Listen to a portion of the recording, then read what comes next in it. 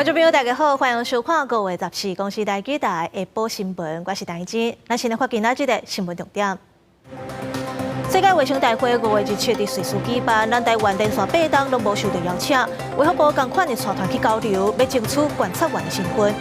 台南嘉义塑胶工厂昨暝导火，烧尾12点钟才控制掉，环保局伫现场监控空气品质，民众出门就爱挂喙安。新闻一开始，先来关心今年世界卫生大会5月17日在瑞士举办，注册到5月13为止。咱台湾是连续8档拢无受到邀请，而且中国迄边更呛声讲，无因的同意，台湾都袂使参加。咱卫福部表示，新的卫福部长邱泰源同款会带团去交流，希望和咱关系较好的国家会当斗出声，为台湾争取到观察员的身份。今年世界卫生大会 （WHA） 要伫5月17日在瑞士日内瓦举行，13是 WHA 注册日期上尾一天。不过，就算美国国务卿布林肯公开鼓励甲支持，台湾已经连续8年无收到邀请批，中国阁无暗含打压台湾的国际参与空间，讲无经过中央政府同意，台湾无权参加，阁批评民进党政府以为无度。外交工作是我国的主权行使，他国无从置喙。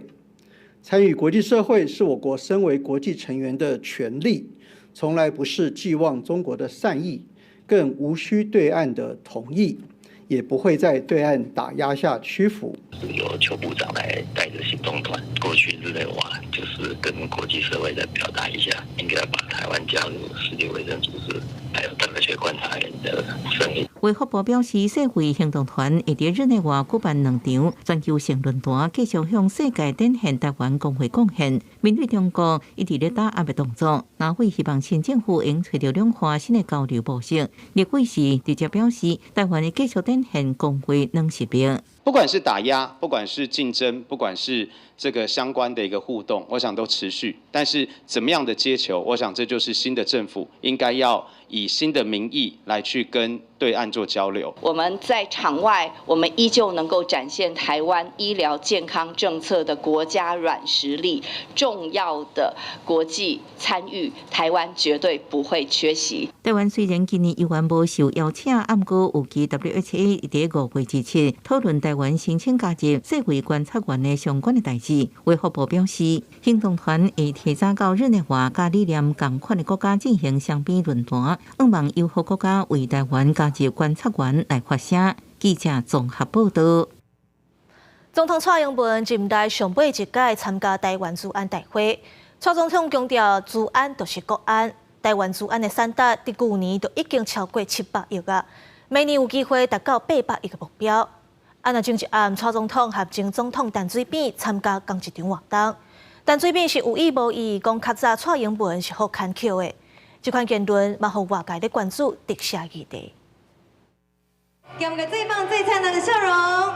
治安及国安，台湾治安立足世界。甲国内治安业者最近翕相做纪念，因为这是总统蔡英文任内最后一遍参加台湾治安大会。蔡总统强调，治安就是国安，并且讲台湾治安的产值去年已经超过744亿，2025年有可能达到800亿的目标。希望产业界加国际交流，也继续加新政府合作。面对区域威权主义的扩张以及复杂多变的治安威胁，我们也秉持治安及国安的精神，建立防御机制。未来，我期盼大家能够继续和政府一起努力，打造更安全的数位环境。We must continue to collaborate as partners to bolster resilience and counter cyber attacks. We look forward to continuing our cybersecurity partnership with Taiwan. 伫蔡总统卸任之前，这马团讲希望为前总统赖清德拆弹，伫下前总统陈水扁拄好前一暗，伫民进党前立委因系蒋万林陈明文的70个生日宴会，蔡英文甲陈水扁一前一后出现。但前总统伫咧致辞时阵，也讲到伊家己感谢蔡英文的功劳，引起大家伫咧讨论是毋是伫咧讨人情。总统本周会特赦陈前总统吗？会不会觉得陈前总统一直在情勒你？对于特赦的话题，蔡总统无加做回应。严格团讲时间点可能是伫内阁总辞的过当天，也就是17、8、5。对此，总统府表示，希望会当确保陈前总统得到适当的医疗照顾，并且依照相关的法律规范来办理。记者综合报道。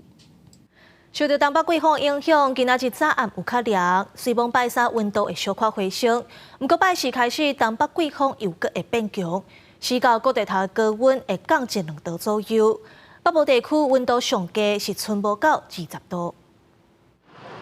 今仔日拜日上班上课时阵，真侪人出门拢感觉凉凉啊，加穿一领薄外套。不过自拜三开始，东北季风小可减弱。各地温度会回升，拜四受到东北季风搁再小可增强的影响，温度会甲拜日同款，早暗偏凉。新竹以北跟宜兰这个地方哈，就是早晚跟夜间感觉稍微偏凉一点点啊，可能大概就是17、18度左右了。比较空旷的地方可能就接近16、17度。中央气象署表示，自拜四开始，各地高温拢会搁再降1-2度。北部地区的低温将会降到20度以下。伫拜五东北季风搁减弱，温度会搁再回升。后礼拜一就是5日控就职典礼，对目前的预测来看，伫迄天份量水汽拢会变多。就职典礼敢会伫咧雨中进行？中央气象署讲，伫迄天各地拢有短暂落雨的机会。我们预估在北部，就台北市这地方。云会增多了，有大约目前的预估大约有30%到40%的短暂降雨的几率。伫5日控总统就职典礼，北部期间有30%以上的机会落雨。伫目前周边正伫咧进行场地整备，确保典礼当顺利进行。另外，未来1礼拜到10天，菲律宾的东方海面有热带扰动出现，也阁袂影响到台湾，但是议员爱继续观察。记者综合报道。台南嘉义昨暝有一间塑胶工厂着火，1200平厂房拢烧起来，烧尾12点钟。今仔透早火拢还未拍花，一直咧呛乌烟，不过火势有控制掉。环保局派人伫现场监控空气品质，呼吁民众出门就爱挂喙罨。对远处就会使看到厚厚的浓烟是一直升起来。现场消防的兄弟更是拍火拍到拢无力。台南嘉义区一间塑胶工厂13号暗时发生大火，占地大约1200平的厂区全面燃烧。大火是持续延烧12点钟，虽然到14号透早火势控制，不过嘛一直拢有大量的烟。台南市环保局嘛派出人员专程监测空气品质。空气品质经过我们现场的执行人员的同仁的监测。还有我们关注的台南跟安南车站都属于在 AQI 50左右，那现场的浓度还是属于火灾的形态。工厂的建物是3楼的钢骨铁皮条管，是塑胶原料甲合成塑胶的制作业，内部是放大量的塑胶原料。起火了后是烧真紧，大火佫烧到隔壁的厂房。是啊，我拢用水线直接平的啊。哦，来这平啊。你迄附近拢下甲拢乌。对啊。墙壁嘛，拢斑驳，拢对啊。啊，你该会啥物影响恁的安全啊？应该还好啦。但是阮大店，阮拢下班时阮就禁开啊。啊，阮是纯就是摆那店，你无可以禁啊，你有消防的问题啊。正讲大就大，啊袂大入啊。14号上午虽然火势控制，但是还未拍花。消防局嘛出动3台重型机具来开雾，消防机器人嘛协助拍火。第一时间先把重点放在3个面的这个厂网的燃烧，然后成功的阻绝这个燃烧，配合重机械，然后泡沫的这个处理。大火是一直升起来，环保局是监测有可能影响嘉义区、七股区、安南区，持续监测空气品质，呼吁外出都要挂喙罨。而详细的起火原因，搁等待相关单位来调查。记者王正云报道。这届火势是烧甲真猛，不过加在头拄啊2点半，火势拢拍花，而且是无人着伤。再来看新北有一个家长指控讲，家己读国校啊有自闭症的囡仔去互老师霸凌，老师伫10几天内拢总罚这个囡仔超1万外币，而且老师佮大主大意替囡仔请假，无爱互因囡仔参加户外教学。对此，学校讲已经咧调查，新北市教育局表示，若确定是事实，绝对会重罚。高高一沓纸全部拢是学生发写的字，一个家长出面控诉，新北市三峡一间国小6年的导师，为去年12月开始，就用各种原因要求囡仔发写，已经超过1万字。我们并没有以特教证去要求老师，但是你也看到这些罚单，太离谱了，1万多个字，在10几天你就要他全部完成。正常小朋友不要说，大人都难以完成，老师是不是太苛刻了？家长表示，4月初，佮因为老师讲发写字成过老错，就擅自为囡仔请暑假，不准伊参加户外教学，连家长拢唔知影。原本就因为自闭症较敏感的囡仔，几啊天拢靠咧困。教育局已要求学校依法调查，倘若属实，必定严惩，绝不宽待。另外，移送受局进行裁罚。新北教育局表示，若是属实，会要求学校展开调查。暗过5月7日，学校代表甲家长因为无共识，开会无成功。即马学校函请教育局来协助调查。我们就经文到局里面去，然后请局里面给我们3到5倍的专家学者，或者是特教专长的专家，由外面的人来做调查，这样子可能会对这件事情比较公正的处理。家长表示，老师透过学务主任转达是误会，愿意沟通，定将减少发写量。暗过，这互家长更较生气。目前案件已经进入调查程序当中，家长敢若希望真相赶紧出来，幸福囡仔平静的生活。记者综合报道。台中市的警方发现路口有人违规停车去甲劝导，所发现车顶爬外一移工，有4个是失联的移工，其中1个佫互通缉，目前是移送地检署甲移民署调查。本分局民权派出所员警日前巡逻行经大城街与成功路口时，发现一辆自小客违停路旁。2名员警上前劝导时，发现一车8人皆为越南籍移工。经员警盘查后，发现其中4名乘客为失联移工，其中1人更是被地检署通缉在案。当时1名越南籍乘客欲开车下门，遭警方制止后，开始配合盘查。经进一步追问后，其中4人坦承是逃逸移工，其中1名移工同时还是地检署发布通缉在案。全案依法移送台湾台中地方检察署及移民署台中专勤队进行进一步调查。台中市的警方4月初伫中区巡逻时，要看到一台违规挡伫路边的车，发现内底坐8越南移工。事当时有1人阁想要偷走落车，被警察抓到。因为有几名移工拢无法度提出身份证件，警方调查发现因拢是绕跑移工，其中1个阁互地检署通缉在案。专案是依照移送地检署甲移民署要来进一步调查。昨暝高雄有1个查甫人驶车经过大顺路的时煞细心，驶入去轻铁的铁路区，掉伫个草埔啊。虽然这个查甫人无食酒，不过驶车入去铁路区是已经违法的，依照大众责任法罚7500块。轻铁路线竟然出现一台白色轿车卡伫铁基路顶悬，互经过的民众看光去。13暗时9点外，单身驾驶开车撞入高雄轻铁铁基路内底，原因是开车誤行。经员警实施9测，9测值为0。诚信驾驶人由本队依违反大众捷运法自单告发，并移请市府交通局裁罚，最高可处新台币7500元。警方会以大众责任法开罚，事发地点伫大顺2路甲2专街交叉路口附近。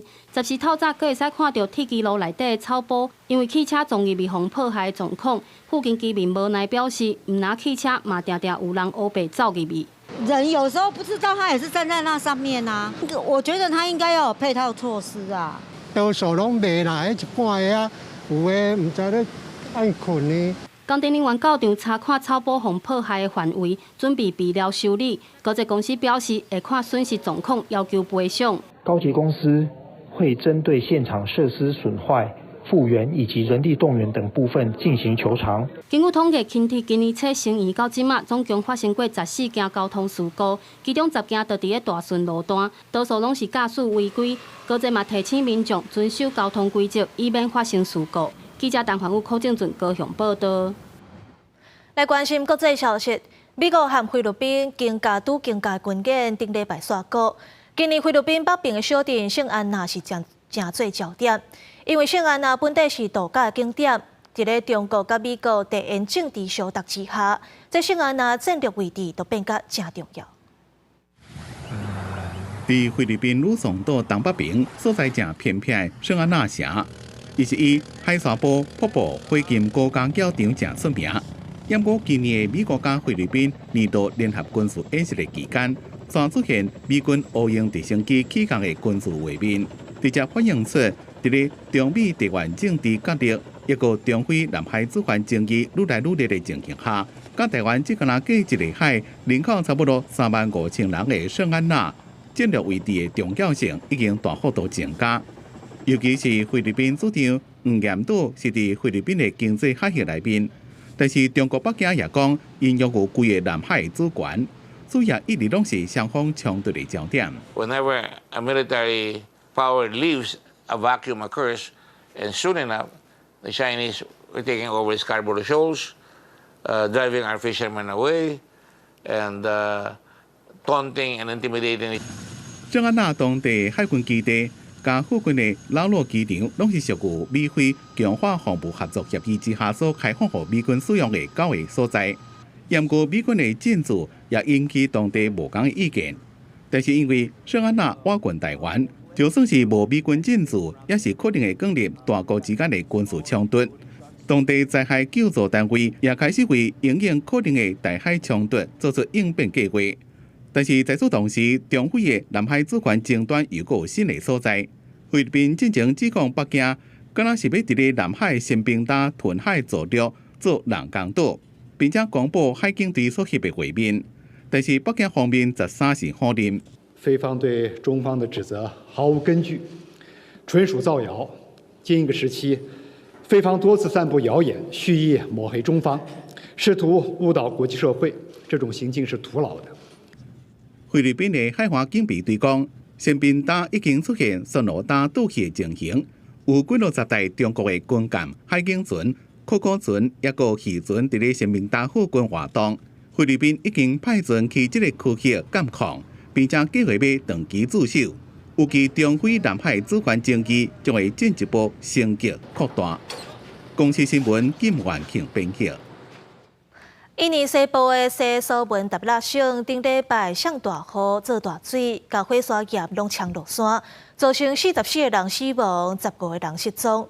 另外，伫咧东部有火山喷发，这火山khu是冲5公里外悬。当局有关警报急速，嘛禁止附近5公里内所有的活动。因为做大水，山顶的火山岩就拢崩落，面体拢被地拍，落规拢落过霉。印尼的西苏门答腊省，昨一暗开始连续落几点真久的大雨，火山khu石头伫山顶冲落，各做大水，路甲厝拢看无，几60个人不幸死亡，也有人失踪。Saat ini kita membagi 2 tim, satu tim penyisiran darat sampai radius 1 kilo sampai 2 kilo ke belakang, dan satu lagi tim tempat posisi-posisi yang dekat bahan material ataupun pepohonan. Tempat di belakang saya kita dibantu dengan alat berat. 这边大水河是苏门答腊省2个县损害真严重，超过100栋厝害去，因为基础设施害甲真严重，民众找无清洁水通啉，所参到附近的临时避难所。Saat ini air bersih. Air bersih. Air bersih.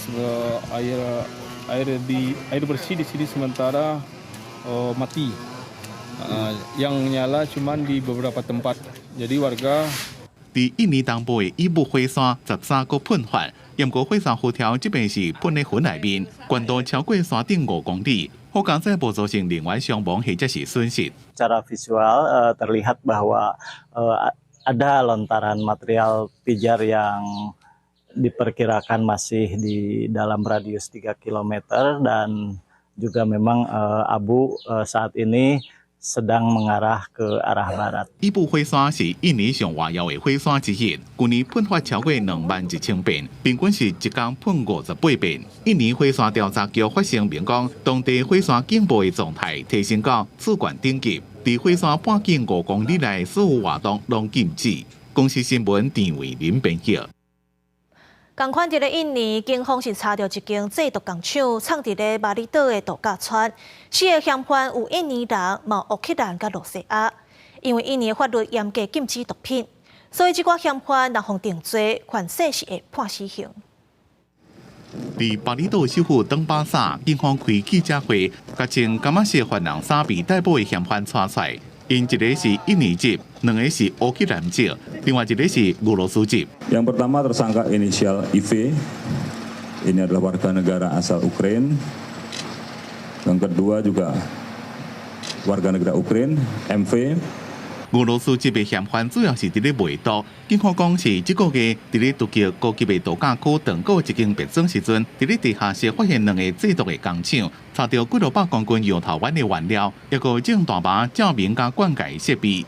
Clandestine Laboratorium Hydroponic ganja dan mepetrom jaringan Hydra Indonesia。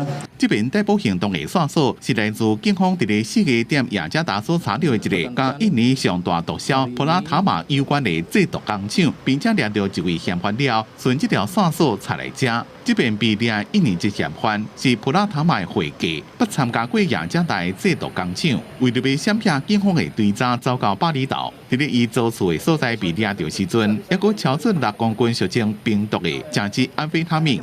印尼的法律是严格禁止毒品犯罪，这4个人若是被定罪，恐也会判死刑。公司新闻黄文玲编译。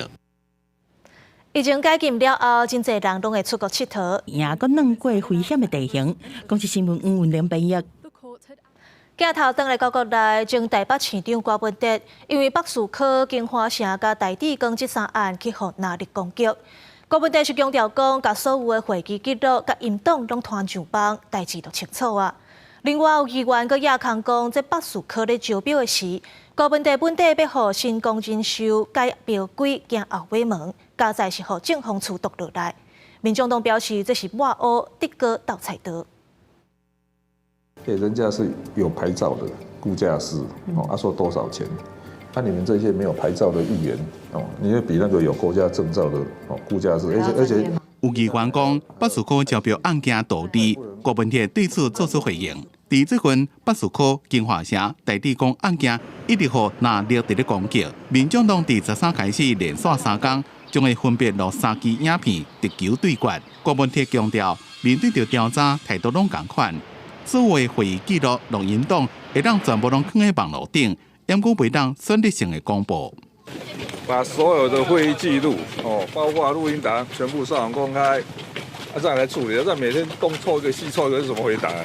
议员也在这边提出资料，讲北树科案件，成功人寿原本是希望改标规，和成功变会当较好投标。伫迄当阵，前台北市长郭文哲一个动议，好加在是政府自己动来，才无成功。北市科在第2次招标的时候，星光人寿当时企图的想要叫柯文哲市府改标规，让他们的星光医院能够来投标，差一点就让他得逞，后来是被政风处的科长给挡下。其实，在11月11号跟星光见面那一次，以及109年11月12号拆块地拆开，已经决定是星光了。那你还仿了10几家，在110年，还故意把戏做足，我觉得这些厂商真的很可怜。民众党的发言人黄义宣是回应讲，权利金至少要找3间不动产估价师估算，提估结果拢是权利金要向下修正，并且重申唔通随便摕单一事件来抹黑，得个倒菜刀，唔通用摧毁郭文哲来打悬家己。记者综合报道。诈骗的手路800款，最近因为银行员斗注意，台北市警方连续阻挡3件民众掠准是投资，险都防诈骗的案件。你有跟你妹夫联络过吗？你有打电话给他吗？我跟他讲看看好不好？警察问民众敢唔含这个媒使在联络，民众是踢踢突突，因为警方是接到银行行员的通知，发现讲这个民众表示讲要汇2万，替这个媒使来买表啊。警方是得到同意了后，看手机的内容，发现讲根本都是诈骗集团的成员，以投资诈骗做理由，加投资真诈财。好加在伫个警方耐心的说明之下，民众才发现讲差一点哄骗。发现当事人日前接获假投资讯息，并加入伪造之投资平台。期间内，犯嫌更只是以家中装潢、购买家中物品等话术，教导当事人规避关怀提问。经警方会同行员委婉说明后，当事人才打消汇款念头。台北市警方伫个银行行员的警觉之下，最近是小连续阻挡真侪件的诈骗案，毋但是北投分局、大湖分局嘛，成功阻挡2件诈骗案。亲像一个负责人，互假的检察官来骗伊讲伊涉入暴力绑票案，爱去领85万，互检警来核对金钱的编号。经过警方一直甲考证，伊才发现讲伊差一点哄骗。都不要执着，你就是删掉，不要再联络了。他打电话来，你也不要接，就直接封锁电话。劝民众莫阁坚持啊，较紧切断和骗子的联络。这个民众要领25万，互行员发现真奇怪，通知警方到场。警方发现讲这就是典型的以交朋友做前提的假投资诈骗，嘛是一直甲考证，伊才总算了解。其实我们都不旁敲侧击啦，也不会一进去就是说你是诈骗，啊，就是去了解一下，是怎么样啊？那你要投资的标的，或是你领这个钱的作用是什么？现场的远景耐心跟说话的技巧都很重要。警方强调讲，这诈骗若一直出来，若哄骗，被害人是损失真大条的金钱，心情嘛会大受影响。好，民众爱提高警觉，冷静来纠正，嘛会当敲165反诈骗专线，也是110来查证，避免家己哄骗。记者综合报道。根据内政部的统计，去年诈骗的出头占上济是投资诈骗。有的受害者哄骗了后，因为钱拿袂转来，心内郁卒，甚至是想袂开。精神科医生表示，受害者若歹势甲厝内人讲，会当去医疗机构，千万唔通甲代志拢积伫咧心肝底。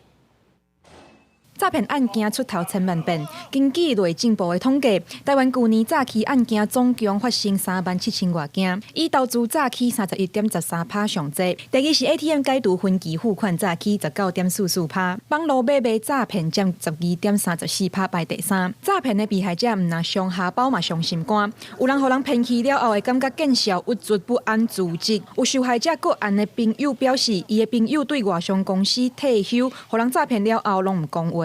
他也没感觉那是被骗，因为那是熟识的。事情出来之后，后来他等于说，他开始就觉得，这个东西变成影响到女儿费用什么的，所以他很多东西他不太敢讲，情绪上整个就焦虑起来，在家里也不再讲话。精神科医师表示，定看到的案例是民众感觉互人诈骗是更笑呆，会出现自责否定家己才会感受，造成情绪歹、心情歹，佮歹势甲亲情朋友讲，甚至有人因为安尼想袂开。医生指出，这个时阵身躯边的亲人佮朋友一定要鼓励，引起寻求协助。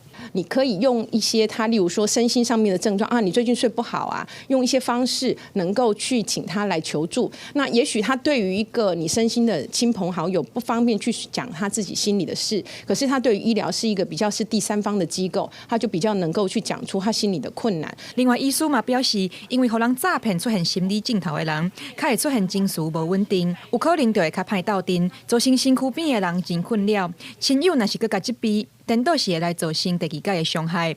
医生建议这种时阵会当先保持距离，冷静了后修复关系，才看看来处理问题，避免直接的硬拄硬造成恶性循环。记者王可选谢桂林台北报道。4月初，花莲大地震，苏花公路是损断甲真严重，苏花案宽屏的进度嘛引起关注。今仔日第2届初审，宽屏委员要求要加强落足的防护措施，落尾是通过初审。苏花公路沿线预期就是对于就是说它的一个崩塌对于未来的封路跟这个中断可能都还会有增加的频率。新的一个苏花安的一个计划应该是有这样子的一个迫切性。花莲4月初3大地震，公路局推动苏花安计划，增加用路安全，用杂石网啊当隧道来防止石头落落来。宽屏委员建议土头的处理运输要评估完整。落尾同意宽屏通过初审，不过7月底进前要甲补充的资料送去宽屏大会。总统蔡英文去年公布强化全面国防兵力结构调整方案，今年开始义务役做兵是为4个月改回去做1档，民间都有人发起公投，要废除义务役的公告。不过，这做兵的时间敢真实会使透过公投来决定的，各界是有无共款看法。中选会即阵嘛要办听证会，要来讨论这个议题。今年开始，义务役时间为4个月恢复做1年。民间有人提出公投案，要透过公投废除国防部延长役期的公告。中选会举办听证会，提案认为延长役期应该要有民意基础，袂使干那国防部的公告就施行。民主国家在这方面，当然就是应该尊重人民的意愿，而不是政府一声令下，我想要回到这个征兵的老路，我想要延长兵役，马上就我说了算，不给人民那个决定的机会，甚至也不给立法院表决的机会，这只是送去这样子被查一查。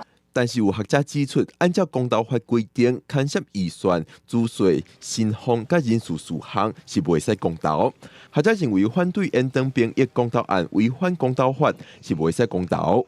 兵役法的34条，如果国防部就是志愿役士兵是不足，就可以恢复常备兵的征集。所以从这个角度来看，就是包括预算、租税、薪俸、人事的事项不得作为公投事项啊，这是为了维持机关行政的这个稳定性，它是属于行政命令因为34条这是赋予国防部法定的权利，国际战略局势，还有地区的安全情势跟中共对我们的军事威胁已经有了明显的变化，所以我们国防部跟国安会在携手来盘点我们国军的各种战力之后，我们才提出了这一次的强化全民国防兵力结构的调整的方案。国防部表示，经过过点大病金马的兵力，因有按照法律恢复义务役1年的役期，才通满足国内防卫作战兵力的需求。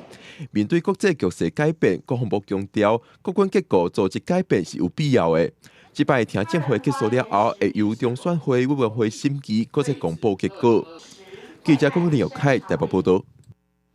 教育部长潘文忠今年5次抗美落任，全国教师工会总联合会是批评潘文忠伫这7档的任期内底，这唔拿教师的专业自主权颠倒变较弱势，嘛无提升家庭教育的功能，甚至这修法也无考虑实际行政的状况。教育部长潘文忠13到立法院做这样一篇的专栏报告，互立委问到伊任期上大的挑战，抑阁无做了的代志。全国总结盘点伫7年之间，有多一寡教育政策做了不好，各种的一个投诉，没有明确的一个处理的机制，让学校的老师、学校的行政人员处于不断的在处理这些校事会议的一个调查的一个过程，再用这个错误的解聘、停聘、不续聘办法，而且在卸任之前公布，把学校教师会代表跟家长会代表完全排除。全国总点出1错3拖6无，其中教师改聘办法伫2020年修正了，真侪学校为着大大小小投诉案件，一直开调查会议。4个修正草案，甲校事会议的委员改制全部拢是外聘，造成真侪学校的困难。因若准公休增加，身心障碍者考生所得到的应考服务，一个108课中内面，高中老师员也无够，拢是问题。高中变动非常大，大概要多一个0.5的人力，但是到目前为止没增加。他用钟点费的方式，他有增加学校的销案能力吗？他有改善学校的学务处的人力吗？没有，不愿意去同理，就是我们少了一个能够力挺老师的教育部长。因若伫校安的能力、导护能力的问题，无适任校长的处理机制，抑个私校立合乱象即寡教育的情形，教育部也拢无改善作为。全高总认为，潘部长伫咧做7年了所留来即寡代志，就看新的部长要安怎处理应对。记者综合报道。根据财政部上新的公告，4月个人房地合一税收有52亿3000万，年增率是129%，创下新高。这也代表旧历过年以来，房市是愈来愈高压。虽然一直咧落雨，工人伫工地内底无闲饲饲，一点仔也无放零为销售当中的建限努力赶工。伫房市交易正热热带动之下，也互全台房地合一税也愈来愈多。根据财政部上新的公告，4月个人房地合一税税收达到52.3亿，年增率高达129%，同时也是房地合一税上路以来历年4月同期新高。其中北台湾房市交易表现是上好，新北市已经连续2个月赶过台中市，正做高税王。交易量也比较多，那同时房价也涨比较多，所以统计起来会发现说，其实房地合一税的一个缴税网变成新北市。伫厝价一直到未落的情形之下，也互六都甲新竹地区买厝年会有较大的情形。根据联定中心买厝贷款统计资讯，比较2013甲2013年买厝年会占比差异，数据显示40甚至50岁以上年会买厝占比差不多全面拢提悬，尤其厝价上悬的台北市买厝年会较大的情形上明显。2013 30到40岁买厝占比32.9%，暗过到2013年就下降到26.7%， 40到50岁占比是提悬到33.7%。很多人会宁愿用租的，对，用租的反而还比用买的更便宜，月收可能要到8万、10万左右会比较安全一点。那进一步观察2023年7大都会区40岁以下买厝占比，新竹县市较少年族群买厝占比达到56%，是7大都会区的第一名。也有很多的上市柜大厂，他们提供的这些薪资待遇呢是相对突出，也让这边的就业青年呢，他的这个购屋的能力是相对于全国各县市来说表现比较好。但庭中表示，今年到即马房屋交易市场是真活跳，厝价也受到支持，选去房市依然是温和稳健的方向来发展。记者综合报道。癌症是国内10大死因的第一名。国家卫生研究院甲卫福部5间国际药厂、17间病院，跨领域建立人体生物资料库的整合平台。这是台湾第一个癌症的基因资料库，而且为今年5月开始，次世代基因定数 NGS 的检测会当算入去健保给付，预估当年会有2万的癌症患者会当精准治疗。癌症已经连续40多年，是个人10大死因的第一名。为了要让癌症病人得到精准治疗，卫福部为今年5月开始，将19种癌症的次世代基因定数检测，简单叫做 NGS 纳入健保，透过检测生物标记，找出基因突变，进一步评估标靶药物精准到后，预估每年差不多2万的癌症病人受惠。这些 low data 可以用在我们的给付的依据、品质的检测，还有未来的这个给付效益的评估，那甚至提供给后续的新药研发或新的这个检测方式的开发。国家卫生研究院佫进一步建立台湾第一个本土基因资料库整合平台。也就是甲国内36间人体生物资料库、5间国际药厂甲17间病院合作，将6大癌症晚期病人基因做全方位检测。目前已经有96万笔的登录受案数，其中学术界申请148件，产业界申请32件。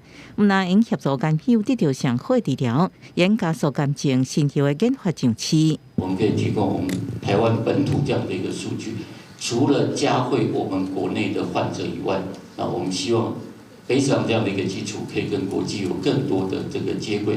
健保署强调 ，NGS 特别健保了后，应大大减轻癌症病人经济负担。每人各癌病，前1世人给付1摆，为确保检测品质甲健保药物的疗效，医师机构申报医疗费用的时阵，爱到庭上传检测结果来作为未来调整政策的实证数据。记者综合报道。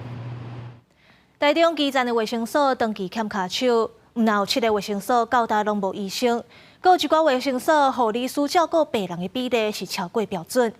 台中市表示会继续争取人力，嘛会请医疗院所到支援。擦 BB 的哈，那等一下就可以打针哦。正斟酌咧评估患者的状况，目前伫病医小儿科做的詹医师，大礼拜2拢会去台中南区卫生所支援基站的医疗服务。伊讲家己本身嘛有门诊的业务，不过卫生所长期找无医师，已经到支援6年多。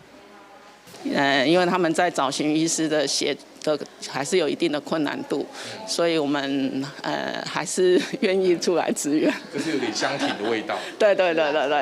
台中市南区人口足济，不过卫生所所欠医师已经欠要7年，规个编制包括主任干那9个人，毋但要负责行政，更有公卫宣导、甲指标监测等几来项业务。主任讲，遐尼重的业务量确实影响到医生服务的意愿。说在医疗资源丰富，我们这边看诊，比如说看疾病的个案会少的话，我不知道对医师的收入会多多少少会有一些的影响啊。卫生所表示，市区医疗院所在嘛造成医师开流动，或者是家己开业，特殊卫生所长期欠医师。根据台中市卫生局的资料，目前台中市东区、南区、北屯区4面、大安区、霧峰区、新光区、甲烏日區等7個所在，目前也無醫師。其中烏日區8月會有醫生來做，另外嘛有部分衛生所的護病比超過15000人的合理比例。早上时间比较没有的话，下午也可以吧，这样就比较方便了。未来将在持续争取增加人力，减轻卫生所服务的负担。台中市卫生局表示，今年已经加4个人员，嘛会继续争取人力，尽量把护病比维持伫合理范围。医师的部分，目前会先以加强甲医疗院所合作为主，希望减轻卫生所负担。记者综合报道。花莲中华国小的射箭队要代表台湾参加新加坡的公开赛，不过这寡选手大部分拢是弱势家庭，而且地动了后，有一寡学生家长无头路、无钱，互因出国比赛。因希望外界会当斗3工、斗关钱。经有来是真精准去射着背心，传要出国比赛费用的花莲中华国小射箭队的选手，大家人面看起来拢真烦恼，因为若无法度代表国家去新加坡比赛，这几年的练习敢若拢枉费啊。很期待，想要为国争光，再拿一个金牌跟奖杯回来，让我们有更多的学妹学弟想要来参加射箭队。出国，然后去看看不一样的世界、不一样的地方。他们有跟我们不同的射箭方法，然后他们的模式跟我们不太一样。花莲中华国小的射箭队去年11月才摕到全国总统杯女子个人的金牌，今年3月阁摕到全国青年杯女子的金牌。这摆代表台湾去参加新加坡公开赛，教练选手拢总16个，是需要140万，目前已经传到50万，够90万需要募款。花莲的04、03大地震，也很多店家有一些休业啊、停业的影响的情况。那我们学生的家长也有部分因为这样子而失业了，所以在一些募款上跟自备款上，家长也有一点压力。那对于社会的资源协助，我们在寻求资源的时候也有一点难度。好好强调讲，这射箭队的小选手大多数拢是弱势家庭，家长对出国一个人爱8万，拢感觉是真困难。希望会当伫报名结束进前6月中传到经费，顺利伫7月24出发，替台湾拼公营嘛完成因的梦想。记者综合报道。云林石壁的德创新园区最近行情竞做世界德甲地标。云林县府表示，9日地动过经过20多天的管理，把这500公顷的麻二竹打造做园区，希望未来世界看见云林，嘛带动地方的经济。 9日地动后20多年，海溪道路已经修复好势，高溪石壁500多公顷的竹林，经过整理了后，游客会当去行踏体验大自然。云林石壁德创新园区最近摕到世界德组织的认证，成做世界德地标。这次呢，我们以石壁的疗愈基地获得2024年世界竹博览会、世界竹会整个的肯定认定我们云林县石壁的这个疗愈基地呢，成为世界竹地标。我想这份殊荣来自于各方的努力云林县府表示，世界德组织在台湾举办第12届世界德论坛。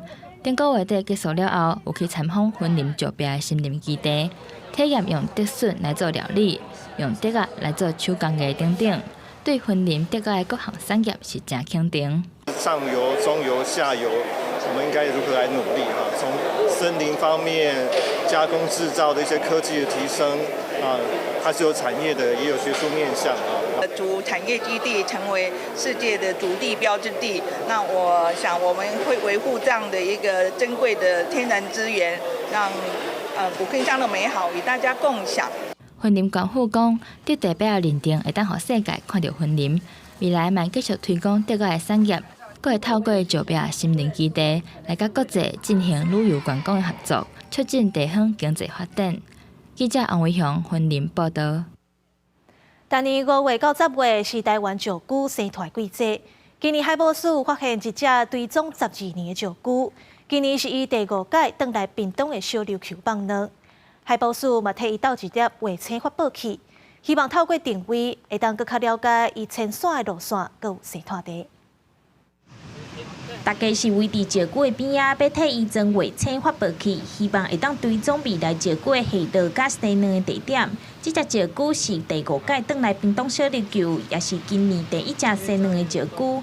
根据海保署调查，这只编号 TW4425的石龟，民国102年头摆来小琉球生卵，平均2-3年拢有上花生卵的记录。 大部分拢是2到3天的时阵会搁起来一道，所以我想讲想要了解伊对来，伊接迄个2只生卵了后，也转去对位。逐冬的5月到10月是台湾石龟的生态期，今年海保署是委托台湾老古书协会记录，顶个月就发现这只石龟已经伫小琉球生4区的卵，人员嘛伫卵区放磅检记录。协会表示讲，因为石龟的性别是温度决定的，若是超过30.3度，龟囝就会是母的，就恐惊石龟的性别比例无平均，未来较歹生产。温度超过30.3度C，那孵化出来的海龟就几乎都是母的。大概是5月过后，就是天气开始热之后，基本上都超过这个温度。在小琉球这个地方，4到5月之后，基本上孵化出来都是母龟。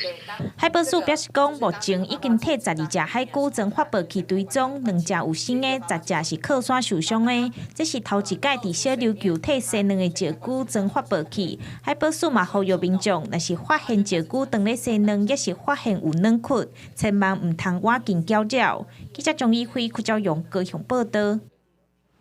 嘉义梅山的瑞丰国小一直咧推动保育山厝鸟仔，唔但甲学生安怎替山厝鸟仔找食的甲住的，嘛阁有甲社区合作，希望打造出一个友善的生存环境。再把刚刚采收的小米，我们现在要开始取它的种子。听老师的指示，瑞丰国小的学生做伙替山厝鸟仔准备互因食的物件。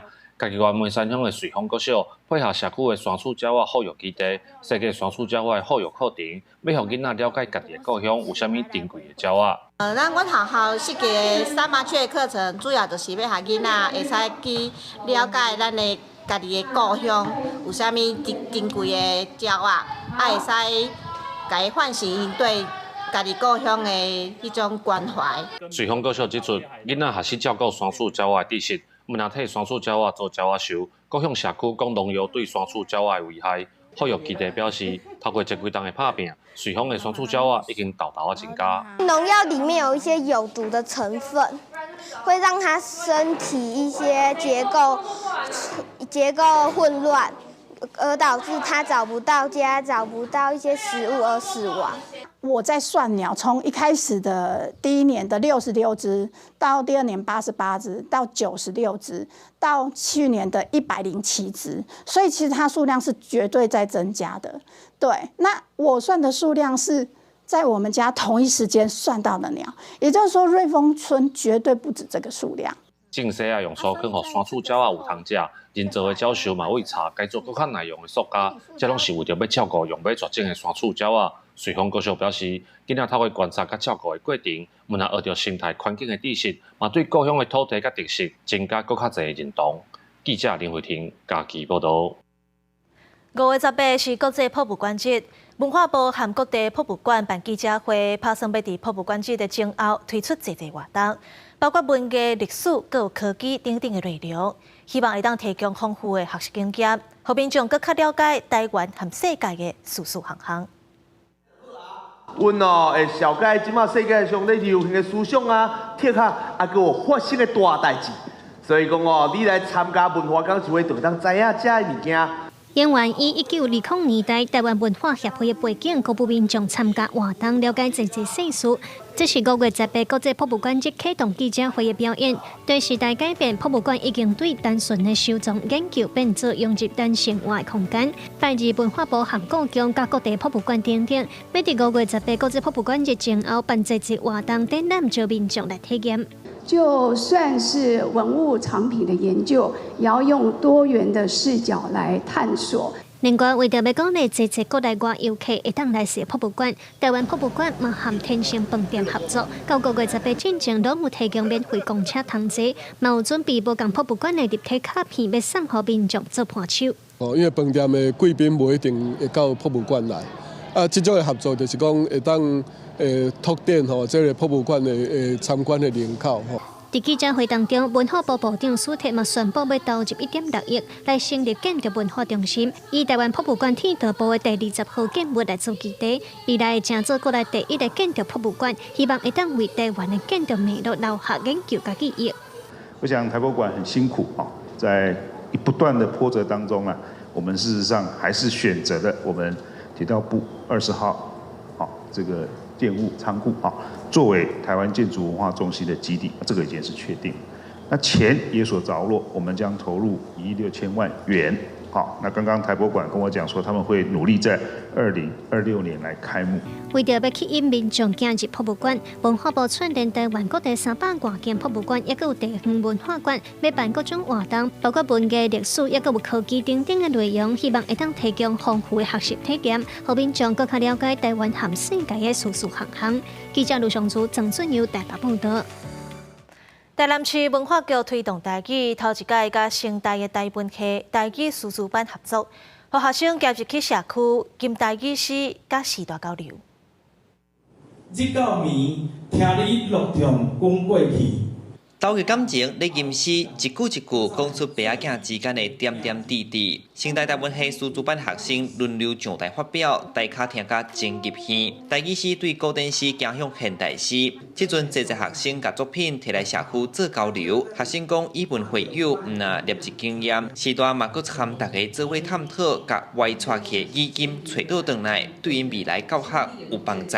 摆嘛是要教册嘛吼，伫学校的台语教学当中，我会感觉讲，即摆囡仔的精神伊会较细线。咱若是透过较有强度的即种文学的作品，囡仔的精神，但是伊较有法度去感受啦。诗这物件嘛会较简单去吸引，因为较短嘛，伊嘛是会当随创作一个歌，所以这对老师来讲嘛是足好的交流。会选这个社区，主要因为这个时代嘛真兴创作，社内台语文化班推设到今11档，学员大多数是阿公阿嬷，因本正毋捌字，即阵学会晓罗马拼音，更加厉害的是因共同写诗兼谱曲，用声音记录土地水，一路行来拼写守护母语的音，拢弄出18本台语册。若无即个母语即个语言，我感觉咱无法度去找到较早的源头。而且在当内，阮有做足侪迄个十几本的册，当传承落去，就需要讲有教台语热情的人，伊会当伫想法讲伫社区内、伫学校内底，做较侪人来使用伊。这是阮文化局想要杀台语文伫社区营造的意义。教授指出，诗的表现形式底兼会当唱歌，大家接受的速度嘛加较紧，因有嘛有更加侪社区甲学校未来会当用文学加上音乐性来传承母语，安尼才会久长。记者上台南采访报道。天气报你知，做伙来关心下半晡的温度。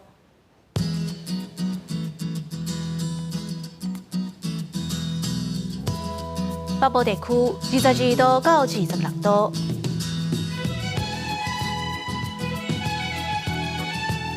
中部地区24度到28度，南部地区25度到31度。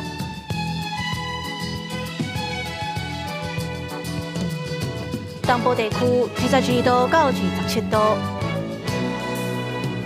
外岛地区18度到27度。感谢你收看今仔日的下晡新闻，我是陈怡珍，明仔载下晡3点，咱再会。